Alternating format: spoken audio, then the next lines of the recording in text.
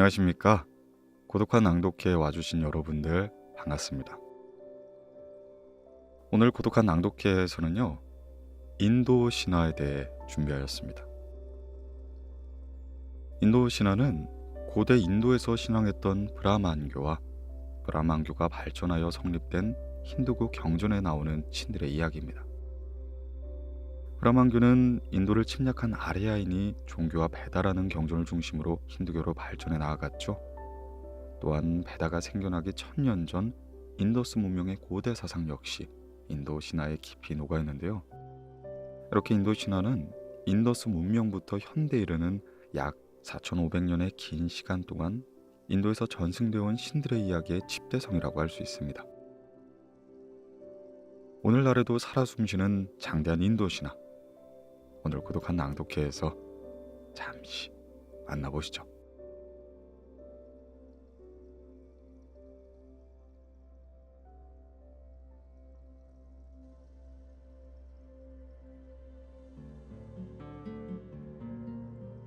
알기 쉬운 인도 신화, 천축기담 지음, 김진희 옹김, 출판사 AK 커뮤니케이션즈.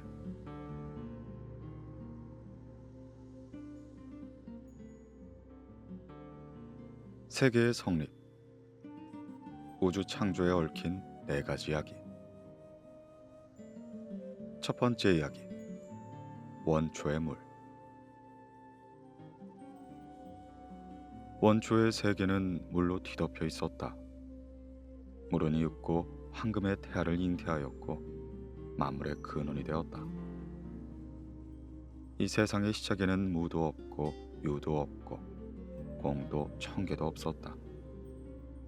왜 물이 생겨나고는 유일한 진리가 생겨났으며 남성적인 것과 여성적인 것으로 나뉘며 창조가 시작되었다. 물속에 태어난 궁극적인 존재는 곧 우주 근본의 원리이다. 브라마의 우주 창조. 원초의 세계는 혼돈되어 있었다.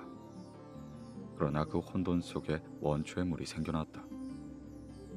물속에 씨를 뿌리자 씨는 빛나는 황금 알이 되었고 이 알에서 브라마가 태어났다. 브라마는 알의 껍질에 상반신을 천개로, 하반신을 지개로, 중간을 공개로 하는 3개를 만들어냈다. 이윽고 온갖 생명과 세계가 창조되었다. 원초의 세계에서 나타난 원초의 물은 사실 비누슈 그 자체였다. 비누슈는 용왕 아난타를 침대 삼아 자고 있었다. 그 후 비누슈의 배꼽에서 연꽃 줄기가 뻗어나왔고 이윽고 연꽃이 피기 시작했다. 연꽃에서 브라마가 태어났고 비누슈의 뺨에서 시바가 태어났다.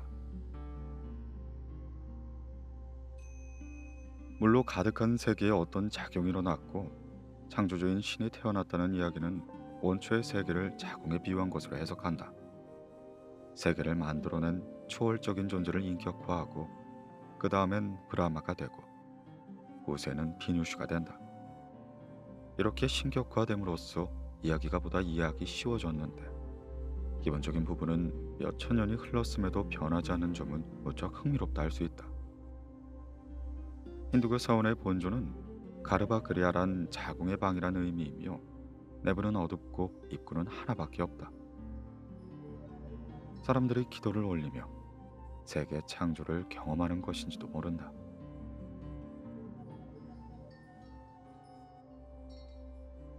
두 번째 이야기, 인류 창조 신화. 거인 프루시아에서 모든 것이 태어났다. 원초의 바다에서 1000개의 눈, 1000개의 머리, 1000개의 수족을 가진 거대한 원인 프루시아가 태어났다.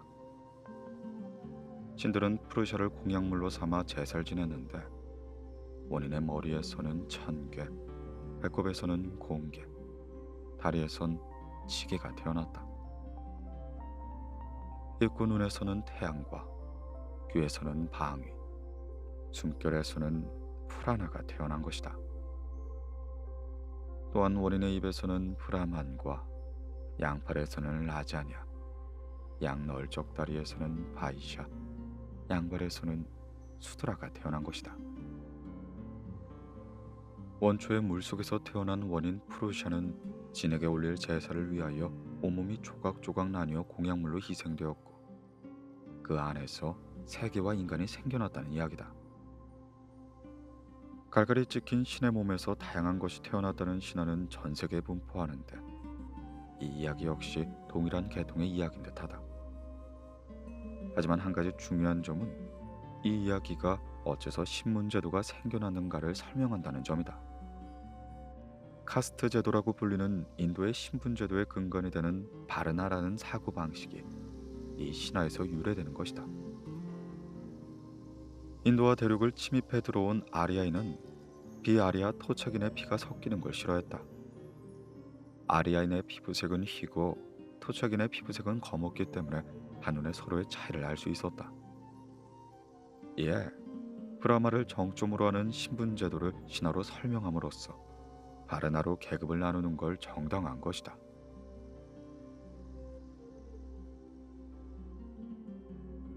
세 번째 이야기, 세계 창조 신화 브라마의 하루. 인도 신화에서는 이 세계가 발생과 소멸을 반복한다고 생각한다.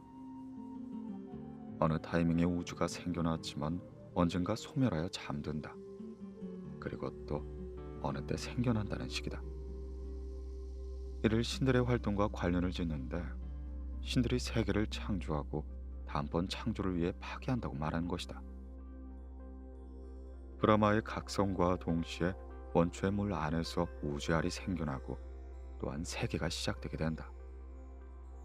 그리고 브라마가 잠들 때 일시적으로 세계는 종말을 맞이한다. 브라마의 하루는 1칼파의 단위로 진행된다. 1칼파는 인간 세상의 시간으로 환산되면 약 43억 2천만 년의 시간이다. 즉 43억 2천만 년마다 세계는 파괴되고 재생된다. 또 칼파는 14번이 반복되며 각각의 시대의 인류의 시조 만우가 탄생한다. 현재는 7번째 칼파의 시기라고 한다. 브라마의 수명은 브라마의 시간으로 100년, 인간의 시간으로 311조 4천억 년이다. 브라마가 죽으면 대홍수가 일어나 모든 것이 소멸되고 이내 원초의 물로 돌아간다. 그러나 영원처럼 긴 그 시간 또한 비누시의 시간에선 겨우 하루에 불과하다. 네 번째 이야기, 세계를 파괴하는 것은 시간. 칼라란 시간을 나타내는 말인데 죽음, 암흑이라는 뜻도 갖고 있다. 시바는 마아칼라라고 불리며 이 세계의 모든 것을 파괴하고 소멸시키는 역할을 한다. 비누시 또한 스스로를 칼라라고 부르므로 시간이라는 것이 얼마나 중요시되는 걸 알 수 있다. 시간엔 시작도 끝도 없다. 그렇다면 시간에 지배되는 이 세계도 마찬가지로 시작도 끝도 없는 셈이 된다. 하지만 이 세계에 존재하는 것은 언젠간 사라져 없어진다. 그래서 세계는 영원히 시작과 끝을 반복한다고 생각하는 것이다. 시간은 위대한 신 그 자체이고 인간은 이를 제어할 수가 없다. 시간은 직선적으로 나아가지 않고 원을 그리듯 나아간다는 사고방식은 사람이 다시 태어난다는 환생사상하고 연관된다. 육체는 일시적으로 이 세상에 존재할 뿐이며 육체가 소멸하더라도 불멸의 영혼은 또 다른 시대에 환생하며 다른 인생을 살아간다.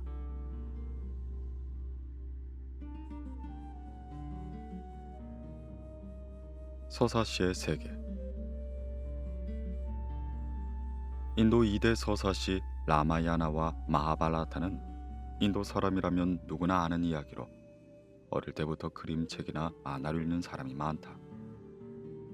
특히 마하바라타의 1절 바가바드기타는 힌두교의 가장 중요한 경전이자 사람들 마음의 지주이다. 두 서사시 모두 인도 신화를 이해하는 데 빼놓을 수 없는 유명한 작품인 것이다. 라마야나는 납치된 왕비를 되찾기 위해 모험을 떠나는 라마 왕자의 이야기다. 라마 왕자는 원숭이족 장군 하누만의 힘을 빌려 마왕의 도시 랑카섬으로 향한다. 악을 무찌르는 정의로운 왕자 이야기는 전 세계 사람들에게 사랑을 받고 있다. 마하바라타는 기원전 인도 북서부에 있다고 전해지는 바라타 왕의 피를 계승한 루크족 자손 왕국의 이야기다. 왕이 계승을 둘러싸고 나라가 둘로 분열되어 싸우는데 주변국 또한 전쟁에 참가하면서 대전쟁이 일어난다.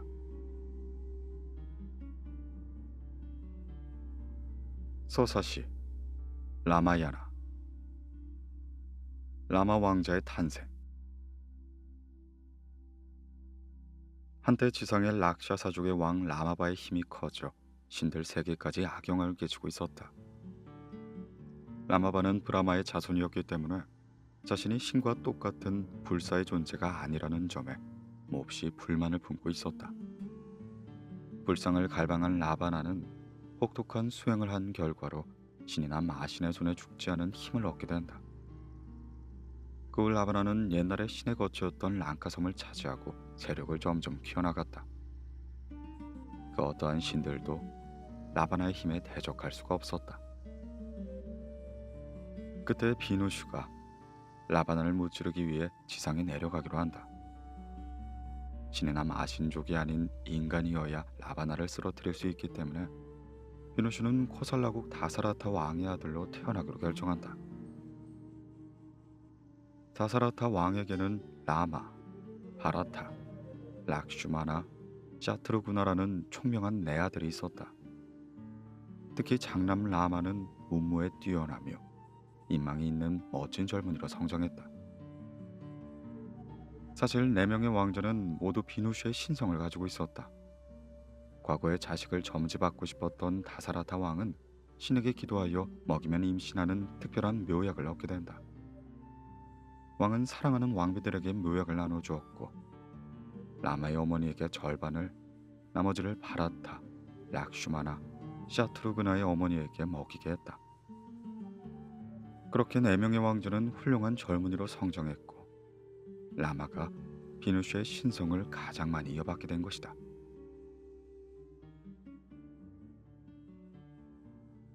라마, 시타 공주를 아내로 맞이하다. 어느 날 라마는 성선 비슈마 미트라에게 숲에 사는 마왕을 퇴치해달라는 부탁을 받고 동생 락슈마나와 함께 여행을 떠나게 된다. 여행 도중 비데아국에 들른 그들은 자나카 왕 일총에게 대대로 전해오는 전설의 활을 보게 된다. 그 활은 먼 옛날 위대한 신 시바가 하사한 것이었다. 자나카 왕은 시타 공주의 신랑감을 고르는 의식의 일종으로서 이 활을 당기는 용감한 자에게는 공주를 주겠노라 라고 선언하기 시작했다. 시타 공주는 대지 여신의 딸이었다.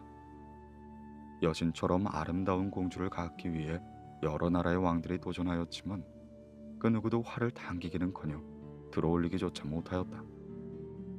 심기가 불편해진 왕들이 화를 내며 비데아국을 공격해왔을 정도였다.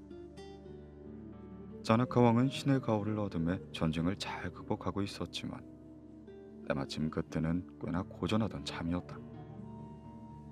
그때 이야기를 들은 라마가 자신 또한 활을 만져보고 싶다 말하였다.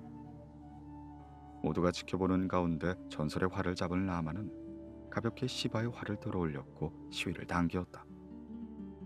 허나 너무 세게 잡아당긴 탓에 활의 중앙부가 우두둑 부러져 버린다. 입고 활이 부러지는 소리는 천둥처럼 온 세계에 울려 퍼졌고 이는 신들의 세계까지 전해주고 만다. 그리고 이에 감격한 자나카 왕은 선언대로 라마에게 시타 공주를 시집 보내기로 작정한다. 라마뿐만 아니라 락슈마나와 다른 영주들 또한 왕족의 딸들과 결혼하게 되었고 코살라국의 왕자들과 비데아국의 공주들은 행복한 결혼식을 올리게 된다.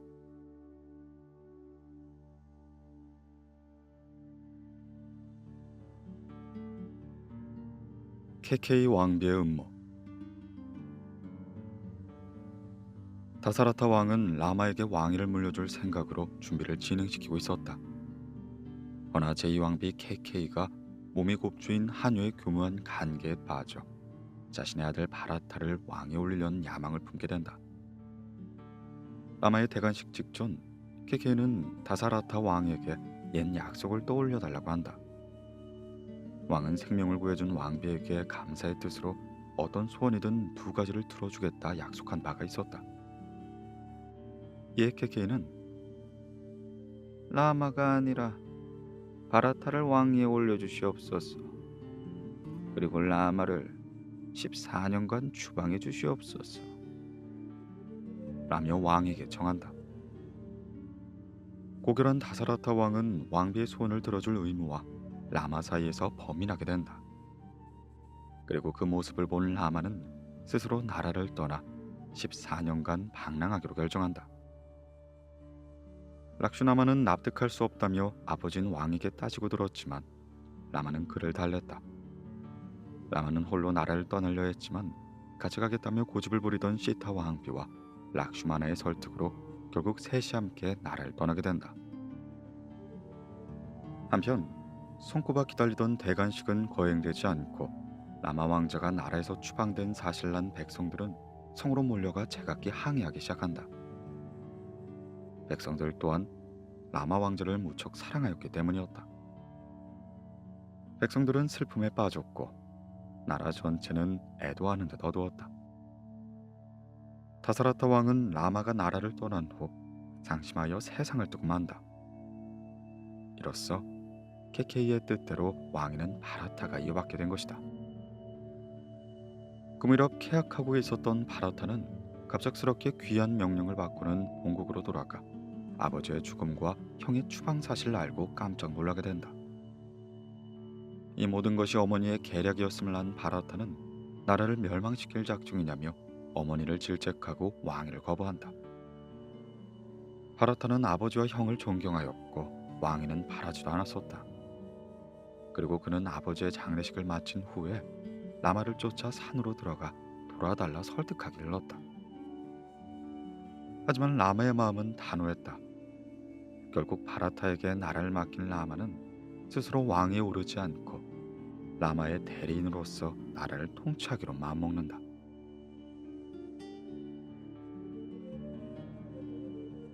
라바나에게 납치된 시타. 라마와 일행이 숲에서 지내는데 락시아 사족 여성 슈르파나카가 라마를 보고 반해 구애하기 시작한다. 그녀는 락샤샤족의 왕인 마왕 라바나의 여동생이었다. 아내가 있어서 안 된다며 거절한 라마에게 분노한 그녀는 시타를 죽이려다 반대로 락슈마나에게 코하기를 잘고야만 한다. 이에 그녀는 오빠 가운데 한 명인 칼리에게로 달아나 복수해달라고 절절하게 호소한다. 여동생을 욕보인 것에 화가 난 칼리는 군대를 이끌고 숲으로 갔지만 라마의 강인함 앞에서 대적이 될 수가 없었다. 슈르파라카는 이번엔 라바나 오빠에게 원수를 갚아달라 요원했다. 마왕 라바나는 청개의 불을 독점할 정도의 힘을 자랑하고 있었다. 여동생의 말에 흥미를 느낀 그가 숲으로 갔을 때 아름다운 시타를 보고는 첫눈에 반하게 된다. 예고 시타를 자신의 여자로 만들고 싶은 마음에 라바나는 아름다운 사슴으로 라마와 락슈마나를 불러낸 틈에 하늘을 나는 마차를 타고 시타를 납치하고야만 한다. 아내를 납치당한 라마는 슬퍼하며 탄식하고 있었다. 두 사람은 시타를 찾아 이리저리 헤맸지만 결국 찾질 못하였다.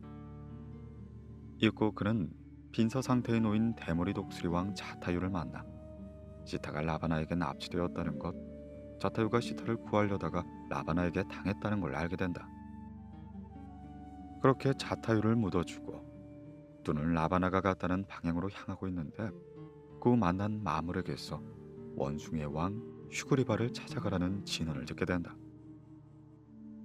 원숭이 왕 수그리바는 원숭이 도시 키슈킨타의 왕인데 형인 발린에게 아내를 빼앗기고 추방당한 신세였다. 이에 라마와 락슈마나는 슈그리바가 왕위를 되찾도록 도와주게 된다. 감동한 슈그리바는 감사의 표시로 반드시 시타를 찾아주겠다는 약속한 뒤에 원숭이국의 백성 모두를 동원하여 탐색에 나서기 시작한다. 이때 중심이 된 자가 하누만이라는 원숭이 대신이다. 하누만은 풍신 바유와 아프사라스 사이에서 태어난 반신인지라 하늘을 자유롭게 날 수 있었다. 또한 힘이 장사였고 몸의 크기를 자유자재로 변화시킬 수 있어서 이 힘을 이용하여 시타를 찾기 시작한다. 그렇게 남쪽으로 향한 하누만은 대머리 독수리 왕 자타유의 남동생 산파티를 만난다. 그에게 형 자타유의 죽음을 알리고 라마의 아내 시타를 찾는 중이라고 말하자 그가 시타의 행방을 가르쳐주게 된다. 시타는 라바나의 거성에 있는 남쪽 끝에 랑카섬에 있다고 하였다. 하누만은 즉시 랑카섬으로 잠입하기 시작한다. 작은 모습으로 변신하며 도읍과 성안을 탐색한 끝에서야 숲 깊은 곳에서 유폐되어 있는 시타를 찾아내게 된 것이다. 시타는 더러운 몰골을 안 채 무시무시한 모습의 락샤사족 여성에게 감시당하고 있었다. 라바나가 열렬히 사랑을 고백해도 시타는 라바나를 단호한 태도로 거부했다. 얼마나 시간이 지났을까? 감시가 소홀한 틈을 타 하누만은 시타 앞에 모습을 드러내기 시작했다. 그리고 라마한테서 받은 반지를 보이며 자신이 라마의 사자임을 밝혀댔다. 이때 하누만은 꾀를 내어 라바난을 만나기 위해 소동을 피우기 시작했다. 하지만 라바난은 하누만을 전혀 상대해주지 않았고 그 자리에 즉시 죽음을 당한 위기에 처했지만 라바나의 남동생 비비사나 덕분에 목숨을 구하게 된다.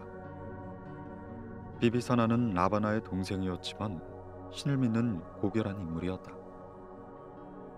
그 후 하누만은 도읍 이곳저곳으로 질질 끌려다니다 고리를 불로 지지는 고문 등을 당했지만 즉시 달아나 도시를 불바다로 만들고 떠나가게 된다. 서둘러 원숭이왕 구스리바 곁으로 돌아온 하누만은 라마에게 시타가 무사하다는 소식을 알리게 되고 모두는 기쁨으로 들끓게 된다.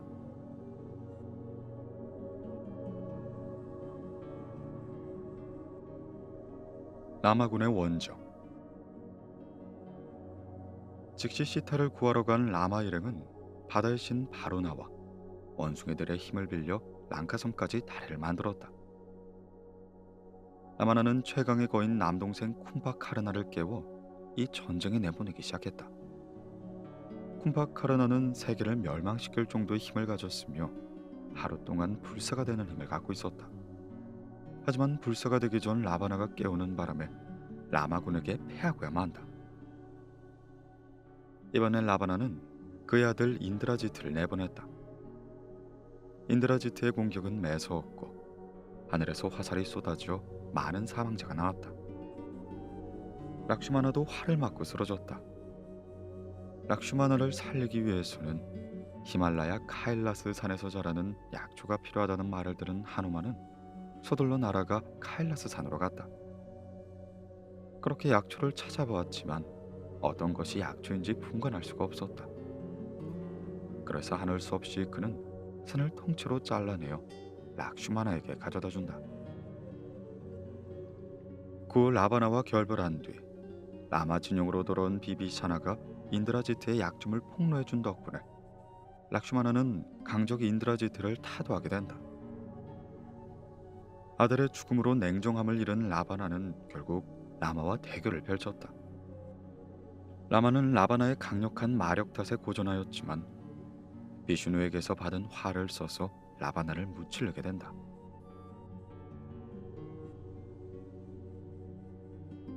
승리의 개선.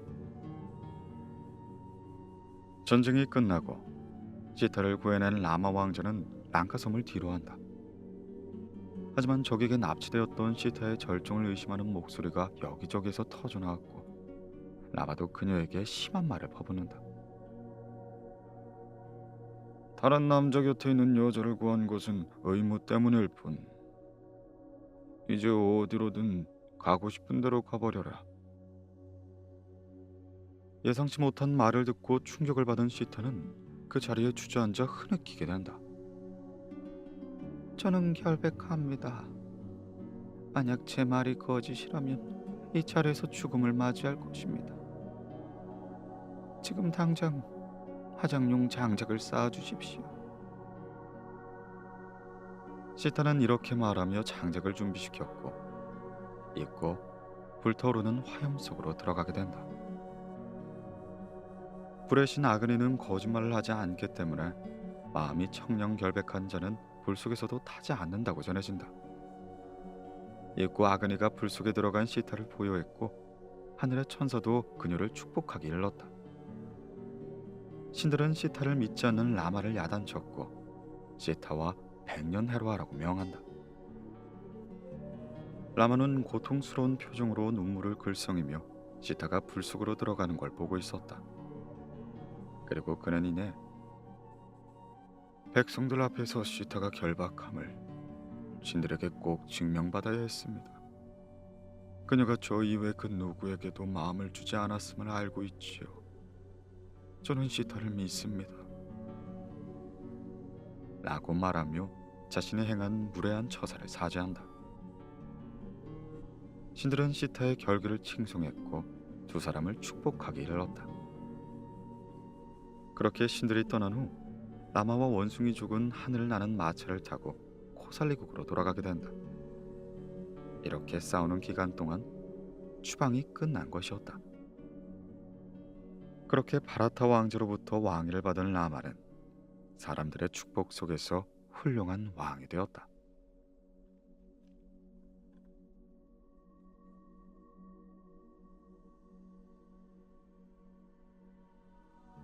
서사시 마하바라타. 샨티누 왕의 사랑. 아주 머나먼 옛날, 위대한 바라타 왕의 손자 쿠루이에 또 그 손자의 손자 샨타누라는 이름의 왕이 있었다. 샨타누 왕은 우연히 만난 아름다운 여성에게 한눈에 반해 청혼을 하게 된다. 그녀는 샨타누 왕을 받아주었지만 조건을 붙였다. 그 조건이란 내가 누구인지 묻지 않을 것, 우리 둘 사이에 태어난 아이를 내가 어떻게 하든 그 어떤 책망도 하지 않을 것, 이 두 가지였다. 샨타누 왕은 조건을 받아들였고 두 사람은 결혼하게 된다. 시간이 지난 후 왕비는 아이를 낳게 됐지만 태어난 갓난아기를 즉시 강에 던져버린다. 당황한 왕은 왕비에게 말하려 했지만 그 어떤 책망도 하지 않을 것이라던 약속을 지키기 위해 꼭 참게 된다. 하지만 왕비는 그 후로도 아기가 태어날 때마다 강에 던져버리는 게 아닌가. 결국 8번째 아이 또한 강에 던져버리려는 찰나 왕은 왕비를 저지하며 그녀가 행하는 잔혹한 짓을 책망하기 시작했다. 왕비는 약속을 깬 왕에게 자신의 정체를 밝혔다. 그녀의 정체는 다름이 아닌 겐지스 강의 여신 강가인 것이다. 강가는 저주에 걸려 인간으로 태어난 신들을 즉시 천계로 돌려보내주기 위해 스스로 지상에 내려와 그들의 어머니가 된 것이었다. 연율난 산타뉴 왕은 강가에게 사과했지만 강가는 아이를 데리고 강으로 들어가 버리고 만다. 고결한 왕자 비슈마. 7년 후 강가는 성장한 아이들을 데리고 산타뉴 왕에게 돌아왔다. 왕은 무척이나 기뻐하였고 세 사람은 행복하게 살았다. 아들은 무무에 뛰어난 왕자가 되었고 나라는 평안한 듯 보였다. 그런데 운명의 장난이었을까? 산타뉴 왕이 사티아바티라는 어부의 딸에게 푹 빠져 그녀에게 청혼한 것이 아닌가. 하지만 그녀가 내건 조건은 내가 낳은 아들에게 왕위를 물려줄 것이었다. 이미 강가 사이에서 낳은 훌륭한 아들이 있었기 때문에 왕은 몹시 고민하기 시작했다. 아버지의 마음이 어지러운 걸 안 왕자는 아버지를 위해 왕위 계승권을 포기하고 평생 독신을 관철하며 아이를 만들지 않겠다고 선언했다. 그리고 왕자는 이를 계기로 비슈마라고 불게 된다. 그 후 샤티아바트는 아들 둘을 낳게 되었고 산티아 왕이 죽은 후 그들이 왕위를 이었지만 둘 다 곧 세상을 떠나게 된다. 이대로 있다간 왕가의 혈통이 끊어질 판이었다. 곤란해진 샤티아바트는 과거에 낳았던 아비가 다른 아들 비아샤에게 이미 죽은 아들들의 아내들에게 아이의 씨를 달라고 부탁한다. 이리하여 태어난 것이 드리타 라슈트라와 판두 형제였다.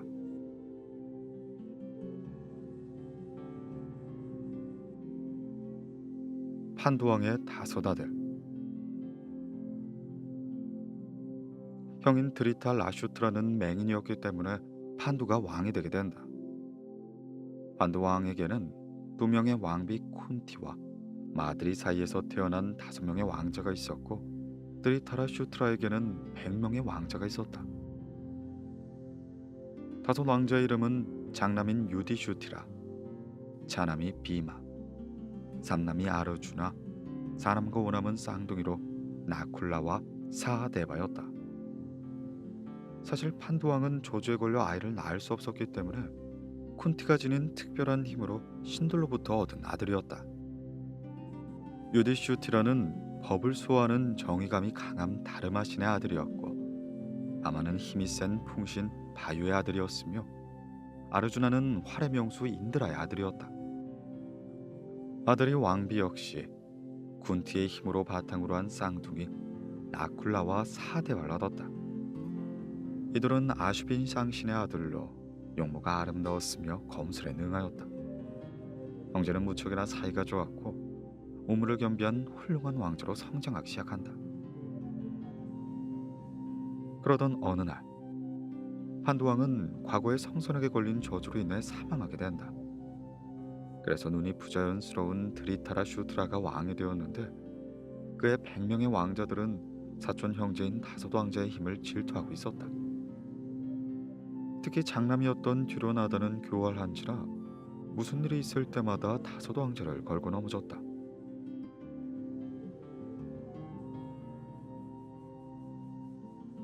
드라우파디와의 결혼. 듀로나다를 비롯한 백왕자의 괴롭힘은 점점 심해지고 있었다. 그러다가 비마는 독살당할 위기까지 처하게 된다. 거듭되는 음모로 궁전도 불타고 목숨도 위협받자 다섯 왕자는 이대로 여기 있다간 큰일이 나겠다 생각한 뒤 화재로 죽은 듯 꾸며놓고는 타국을 전전하기로 마음먹는다. 그러던 어느 날 판찰라 왕국의 아름다운 공주 드라우파디의 신랑감 고르기 의식에 참가한 아르주나는 특기인 활로 승부해서 공주를 손에 놓고 만다. 드라우파디의 아버지의 왕은 아르주나의 정체를 알고 기뻐하며 곧장 딸을 내주기 시작했다. 그 후 집으로 돌아온 아르주나가 어머니 쿤티에게 선물이 있다고 구한다. 얘 무엇을 구해왔는지 모르는 어머니는 이렇게 말하게 된다. 그래, 다섯이서 사이좋게 나누어 가져가라. 그렇게 해서 어머니의 말대로 드라우파디는 다섯 왕자 모두의 아내가 된다. 한편 판두왕의 아들들이 사실은 살아있으며 강력한 판찰라 왕국의 공주를 왕비로 맞이한 사실을 안 듀로다나는 이내 경로하기 시작한다. 하지만 다섯 왕자에 합당한 재산을 주라는 비슈마의 말에 설득된 그는 그들을 다시 한번 맞아들이기 시작했고 다섯 왕자에게 토지를 제공하고 그곳에 새로운 국가와 수도를 세우라고 명하였다. 그 땅은 다섯 왕자의 활약으로 근사한 도읍이 되기 시작한다. 그것을 인드라 프라스타라고 불렀다.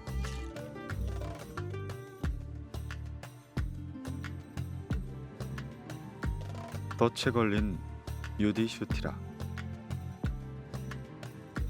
인드라 프라스타의 왕이 된 장남 유디스트라의 도움으로 나라는 점점 번성하게 된다. 또한 비마 역시 대제국 미가다국의 자라산다 왕을 쓰러뜨리자 국가의 실력 또한 인정받게 된 것이다. 위대한 왕으로서 즉위하고 마가다국도 지배하에 둔 유디라 슈티라의 평판은 점점 높아져만 갔다. 이때 인드라 프라스타에 초대받은 듀로나다는 수도가 번영한 모습을 보고는 질투심에 불타오르기 시작했다. 그는 숙부 샤쿠니를 시켜 책략을 꾸미게 한다. 이에 샤쿠니는 유디라 슈티라에게 도박을 해보라고 원하였고, 유디라 슈티라는 덫에 제대로 걸려들고 만다. 육고 유디 슈티라는 도박엔 노예가 되어 전 재산과 왕위, 나중에 가서는 왕국과 왕비 드라우파디까지 내게 걸었다. 드라우파디는 광정으로 끌려가 옷이 찢기는 굴욕에 당했지만 신의 힘에 의해 옷이 계속해서 쏟아져 나오며 벌거숭이가 되진 않았다. 그리고 이를 본 드리타라 슈트라 왕은 신이 몹시 두려워져 유디 슈티라가 잃은 재산을 모두 돌려주게 된 것이다. 하지만 도박에 이미 빠진 유디 슈티라는 또다시 도박을 하기 시작했다. 모처럼 되찾은 전 재산을 다시 한번 잃게 된 것이다. 그는 다섯 왕자들에게 왕국에 나가 12년간 방랑하다 13년째가 되면 신분을 숨긴 채 운둔에 살란 명령을 내렸다. 13년간의 왕국 추방. 황량한 들판에서 사는 것은 힘든 일이었지만 다섯 왕자를 추종하던 사람들이 만들어와 주었고, 그들도 수행해서 견지를 넓히는 등 유의미한 시간을 보내었다. 아르마주나는 수행 중에 사냥꾼으로 변신한 시바와 싸우게 되는데, 힘을 인정한 아르주나는 시바로부터 파슈파타라는 세계를 멸망시킬 힘을 지닌 위대한 무기를 받게 된다. 그 후 그는 친아버지 인드라의 인도를 받아 청계에서 5년간을 지낸다. 그렇게 13년째 해가 되자 다섯 왕자는 신분을 숨긴 채 미치아국 궁전에 잠입하기로 한다.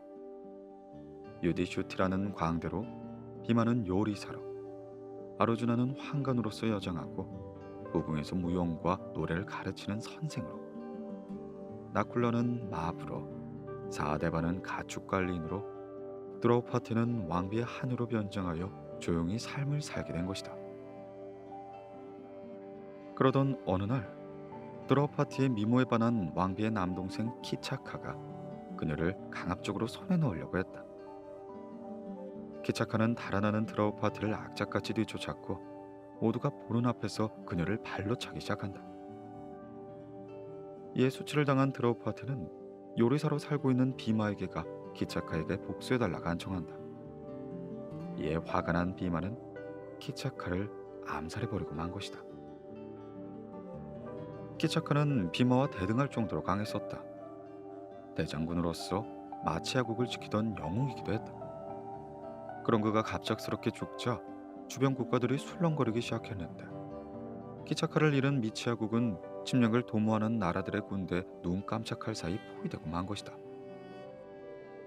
이에 책임감을 느낀 다섯 왕자는 정체를 숨긴 채 미치아국의 군대를 지휘하게 된다.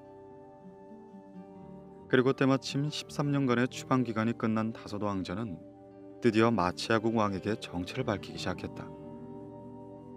왕은 나라를 구한 영웅들이 위대한 왕과 그의 형제라는 사실을 알고는 아르주나에게 왕녀를 아내로 삼아달라 간청했다. 하지만 왕녀의 교육을 담당해야 했던 아르주나는 이를 거절하고는 자기 며느리로 삼겠다는 말을 한다. 그렇게 다섯 왕자는 추방 기간이 끝나 본국으로 돌아가려 했지만 두로다나는 다섯 왕자에게 빼앗은 재산과 나라를 돌려줄 생각이 없었다. 마을 5개만이라도 돌려주시오. 나는 유디슈티라의 청도 들어주지 않고, 듀르나다는 고집스럽게 자신의 입장을 바꾸지 않았다. 하지만 유디슈티라와 형제들은 평판이 좋았기 때문에 미치아국을 비롯한 주변국들은 이러다간 쿠르족을 중심으로 한 대전쟁이 벌어지겠다고 생각했다. 이에 아르주나의 절친한 벗 크리슈나는 다섯 왕자를 사자로서 듀르나다를 만나기 위해 수도 하스티나푸르로 향한다. 하지만 그럼에도 불구하고 크리슈나는 듀르나다를 설득하는 데 실패하고 만다. 또 한 명의 왕자, 카르나. 전쟁을 피할 수 없는 사태에 이르자 아르주나와 형제들의 어머니 쿤티는 깊은 고민에 빠지게 된다. 드로나다 진영엔 옛날부터 비밀로 해오던 또 한 명의 왕자 카르나가 있었기 때문이었다. 쿤티는 어린 시절 성선으로부터 특별한 힘을 받았다. 이는 신의 아이를 잉태할 수 있는 주문으로서 쿤티는 판두 왕에게 시집을 가기 전 몰래 비밀 주문을 외웠고 태양의 신 수리아의 아들을 낳은 적이 있었다. 하지만 미혼의 몸으로 아이를 낳았다는 사실에 두려워진 쿤티는 아이를 상자에 넣어 강에 뛰어 흘러보낸다. 그 후 마부의 손에 길러진 아이는 천성적인 자질이 뛰어나기도 하여 멋진 청년으로 성장한다. 카르나는 도읍에서 행해진 마상 시합에서 대단한 성적을 올렸기 때문에 아르주나와 대결할 예정이었다. 하지만 마부의 자식이라는 신분적 제약 때문에 대결이 허락되지 않은 것이다. 하지만 그 대련하는 모습을 두로다나에게 인정받아 나라를 얻고 이내 안가국의 왕이 된 카르나는 평생을 두로나다를 모시기로 결심한다. 어느 날 쿤티는 카르나를 찾아갔다. 자신이 친어머님을 밝히고 판도의 자식들과 함께 왕자로서 권위를 누리란 정이었다. 하지만 카르나는 이미 자신의 출생의 비밀을 아버지 태양신에게 들어서 알고 있었다. 이에 카르난 이렇게 말하였다. 동료를 배신할 수는 없습니다.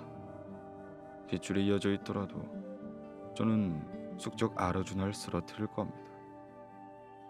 하지만 다른 왕자는 죽이지 않을 것입니다. 사실 쿤티가 오기 전 크리슈나 또한 카르나를 방문했었다. 카르나의 출생의 비밀을 아는 크리슈나는 그에게 이렇게 말하였다. 사실 그들은 쿤티의 아들이라네. 다섯 왕자의 형이니 모든 재산과 나라를 주겠네. 원래 그대가 가졌어야 할 마땅한 명예까지 모두 다 말했어. 그러니 생각을 고쳐먹고 그들 곁으로 가주지 않겠나. 이대로 전쟁이 벌어진다면 쿠르족은 멸망하고 말 걸세. 하지만 카르나는 그 제안 역시 받아들이지 않았다.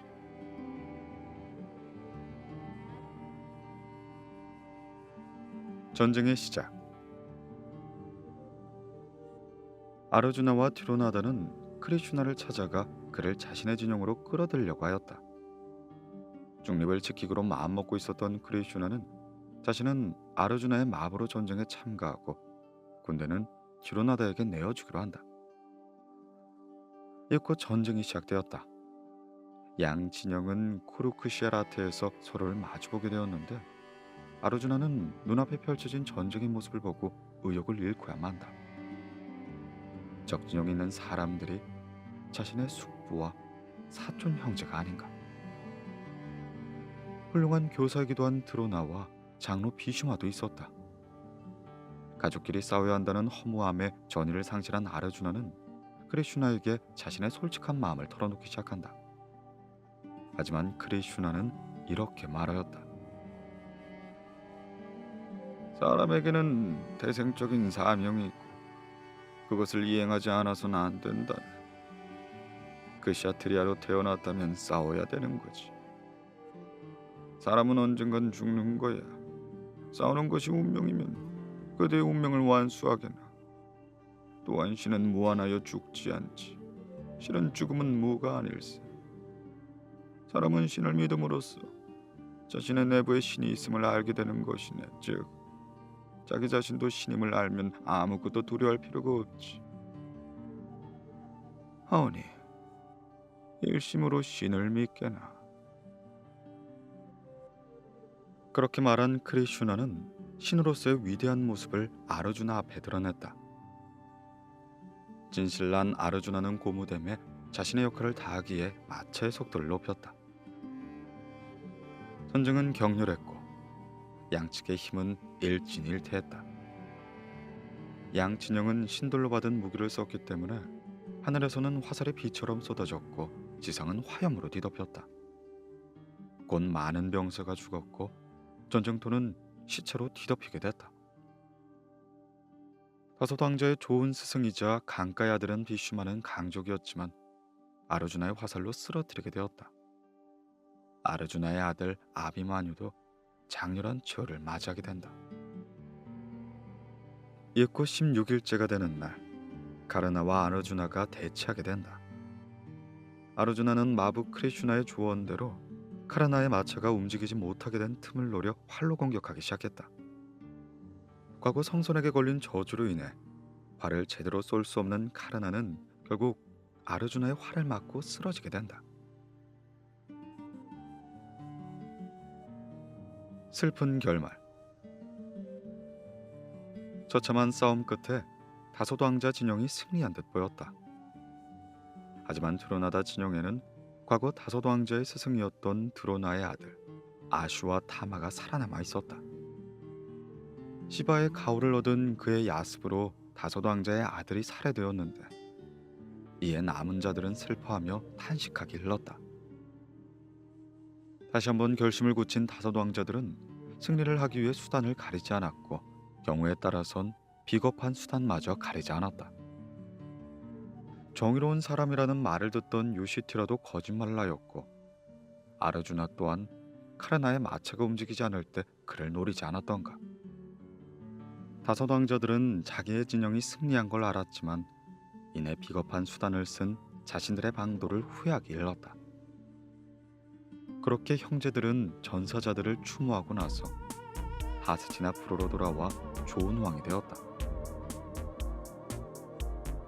그렇게 시간이 지난 후 다섯 왕자는 죽을 때가 다 되었음을 깨닫고는 히말라야에 올라가 한 명, 그리고 또 한 명 세상을 떠났다. 그들은 아버지 신들의 곁으로 돌아가며 윤회 없는 세상에서 행복하게 살아갔다.